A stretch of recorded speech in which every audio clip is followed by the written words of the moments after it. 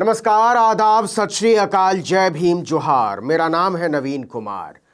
राहुल गांधी ने अडानी के साथ नरेंद्र मोदी के रिश्तों पर सवाल क्या उठाए?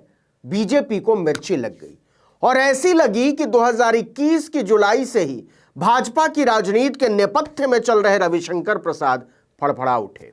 रविशंकर प्रसाद याद है ना आपको? एक जमाना था जब मोदी सरकार में बहुत प्यारे हुआ करते थे। भारत के कानून मंत्री थे, संचार मंत्री थे, सूचना मंत्री थे। लेकिन फिर ऐसा हुआ कि सबको सूचना देने वाले रविशंकर प्रसाद के अपने बारे में ही सारी सूचनाएं नादारद हो गईं। उन्हीं को ठिकाने लगाकर नरेंद्र मोदी ने किरण रिजिजू को कानून मंत्री बनाया था। पौने 2 साल से रविशंकर प्रसाद के बारे में किसी को कोई खबर नहीं थी कि आजकल रहते कहां हैं।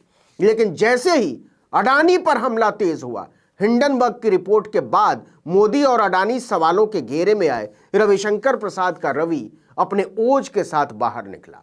लेकिन राहुल गांधी के मोदी को घेरने के बाद उनकी ओजस्विता जबरदस्त तरीके से बाहर आती हुई प्रतीत होती है। उन्होंने लगभग धमकाते हुए कहा कि राहुल याद रखें, वो खुद सोनिया गांधी और रॉबर्ट वाड्रा जमानत पर हैं, जैसे हमारी रहम पर बाहर है और जिस दिन चाहेंगे अंदर कर देंगे। तो भाजपा को इतनी तेज मिर्ची क्यों लगी? जो भाजपा राहुल गांधी को खुलेआम पप्पू कहा करती थी, उनकी बातों को तवज्जो देने के लायक भी नहीं मानती थी, उनके भाषण पर वो बिलबिला क्यों उठी? क्योंकि भरी संसद में राहुल गांधी ने अडानी के जहाज में घूमते नरेंद्र मोदी के पोस्टर लहरा दिए और पूछ लिया कि इस प्यार को क्या नाम दें। इसी के बाद भाजपा ने पूर्व केंद्रीय मंत्री रविशंकर प्रसाद को आगे किया। उन्होंने राहुल गांधी को सावधान करते हुए कहा, या कहिए चेतावनी देते हुए कहा कि इस बात को मत भूलिएगा कि आप खुद, आपकी मां सोनिया गांधी और बहनोई रॉबर्ट वाड्रा जमानत पर बाहर हैं। मतलब राहुल गांधी के एक ही वार में भाजपा उनकी मां बहन तक पहुंच गई। अगर उन्होंने हमला तेज किया तो पता नहीं क्या होगा।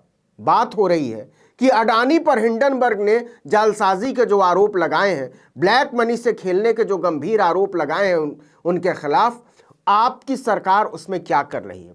तो भाजपा कह रही है कि फालतू बात मत कीजिए, आप पहले नेशनल हेराल्ड केस का हिसाब दीजिए। अरे सर जी, कोर्ट को करने दीजिए ना हिसाब, जांच हो रही है, आपकी सरकार है, आपकी सीबीआई, दीजिए ना सबूत। रविशंकर प्रसाद कह रहे हैं कि अगस्ता वेस्टलैंड हेलीकॉप्टर सौदे का हिसाब दीजिए। अरे सर जी, आपकी एजेंसी जांच कर तो रही है, हिसाब तो आप दीजिए कि आपने अभी तक दूध का दूध, पानी का पानी क्यों नहीं किया है। रविशंकर प्रसाद ने संसद के बाहर कहा कि राहुल गांधी ने पीएम मोदी के खिलाफ बेबुनियाद और शर्मनाक आरोप लगाए हैं। प्रधानमंत्री नरेंद्र मोदी जैसे ईमानदार नेता के खिलाफ राहुल गांधी ने जिस तरह के शर्मनाक आरोप लगाए हैं, उसे देखते हुए उन्हें गांधी परिवार की सच्चाई याद दिलाना भी जरूरी है। और कहा कि कांग्रेस पार्टी और उसके नेता भारत की छवि को धूमिल करने वाले सभी बड़े घोटालों में शामिल थे।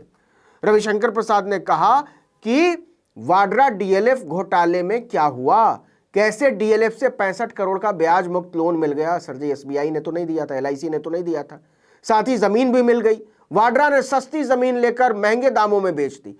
कमाल की बात यह है कि इसकी जांच भी मोदी सरकार करवा रही है, लेकिन अभी तक कुछ नहीं हुआ है।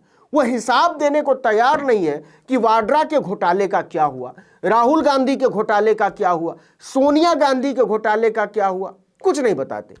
मोदी सरकार केवल उन मामलों की फाइल निकाल निकाल कर डराती रहती है जिनकी जांच खत्म होने का नाम ही नहीं ले रही है, और ना ही उन्हें खत्म करने में उसकी कोई दिलचस्पी नजर आती है। इसलिए रविशंकर प्रसाद ने कहा कि भ्रष्टाचार के 2 स्तंभों पर खड़ी कांग्रेस भ्रष्टाचारियों को बचा रही है। कमाल है। भ्रष्टाचार और भ्रष्टाचारियों को संरक्षण देना राहुल गांधी और उनके परिवार का पुराना इतिहास रहा है। हाँ, वही तो प्रधानमंत्री हैं। लेकिन भारत के पूर्व कानून मंत्री रविशंकर प्रसाद से न तो किसी टीवी चैनल वाले ने पूछा कि इन सारे मुकदमों की कानूनी स्थिति क्या है महाराज, और ना ही उन्होंने बताया अपने आप कि आप राहुल गांधी, सोनिया गांधी और रॉबर्ट वाड्रा को जेल कब भेज रहे हैं। राहुल गांधी ने अब मोदी की सबसे कमजोर नस छेड़ दी है।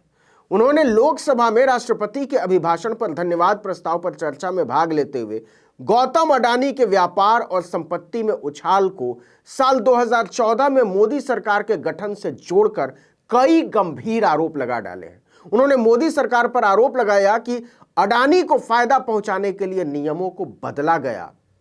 उन्हीं के कहने पर विदेश नीति बनाई गई। मोदी ने कभी नहीं सोचा होगा कि अडानी के हवाई जहाज में घूमने की उनकी तस्वीरें संसद में लहरा दी जाएंगी और उनके बचाव में उनकी पार्टी के पास कहने के लिए कुछ नहीं होगा। अभी तक भाजपा ने नहीं कहा है कि अडानी पर लगे आरोपों पर जेपीसी की जांच बैठाने में दिक्कत क्या है, वो इससे डर क्यों रही है, वो इससे भाग क्यों रही है। खैर, फिर से आते हैं रविशंकर प्रसाद पर। सच बात यह है कि रविशंकर प्रसाद राहुल गांधी पर हमला जरूर बोल रहे थे, लेकिन मन ही मन वो पुलकित भी हो रहे थे, क्योंकि उन्होंने लगभग 2 साल बाद रविशंकर प्रसाद को टीवी पर चमकने का मौका दिया। अगर राहुल गांधी ने मोदी पर हमला नहीं बोला होता तो किसी को यह पता भी ना चलता कि रविशंकर बाबू दिल्ली में हैं या पटना में या पेरिस में। दिल से तो वो राहुल गांधी को थैंक यू ही बोल रहे होंगे।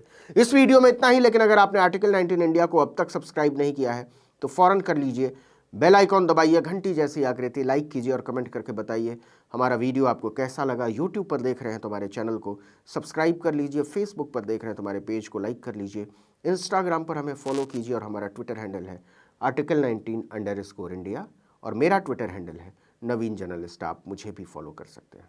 नमस्कार।